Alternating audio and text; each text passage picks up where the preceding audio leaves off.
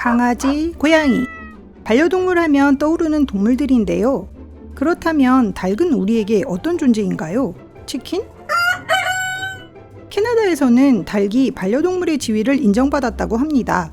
어떻게 된 일일까요? 서울연구원 정기간행물 세계 도시 동향에 실린 캐나다 도시들의 도심 내 가축 사육 정책을 소개합니다.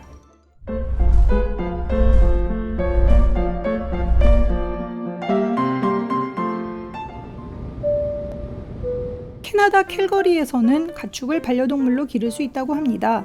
캘거리시는 2018년에 조례를 개정해 닭, 염소, 돼지와 같은 가축을 정서적 지원동물로 규정하고 이들 동물의 도시 내 사육을 허가하는 제도를 시행하고 있습니다.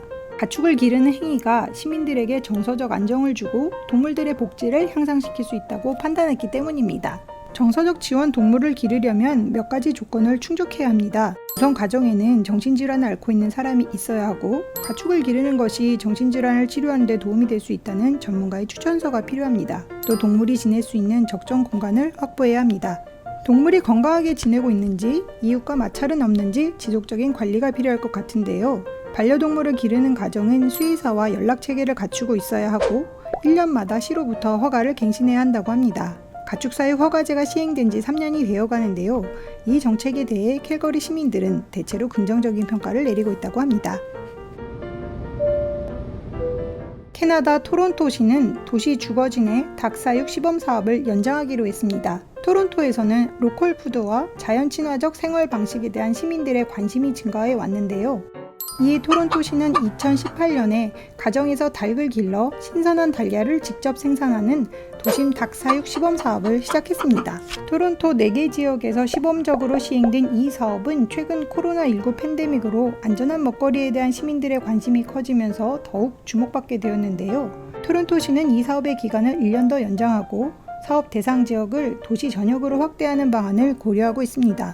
현재 마당이 있는 79개 주택에서 230마리의 암탉이 길러지고 있는데요. 해당 주택은 닭의 복지 향상을 위해 일정 규모와 성능을 갖춘 닭장을 구비해야 합니다. 가구당 닭의 수는 4마리로 제한되고 닭이 낳은 달걀은 해당 가정에서만 소비해야 합니다. 3년간 시범 사업으로 로컬 푸드에 대한 토론토 시민들의 관심이 더욱 증가했다고 하는데요. 시는 2022년 3월 최종 사업 결과 보고서를 발표해 사업 확대 시행 여부를 결정한다고 합니다. 퇴근하고 집에 오면 반갑게 맞아주기도 하고 또 갓 낳은 달걀로 건강한 식단을 채워주는 반려닭. 우리에겐 아직 낯설지만 한 번쯤 경험해보고 싶기도 합니다. 반려동물과 관련한 세계 도시들의 더 많은 정책 사례와 자세한 내용이 궁금하시다면 서울연구원 홈페이지에 게시된 세계 도시 동향 보고서 원문을 클릭해주세요.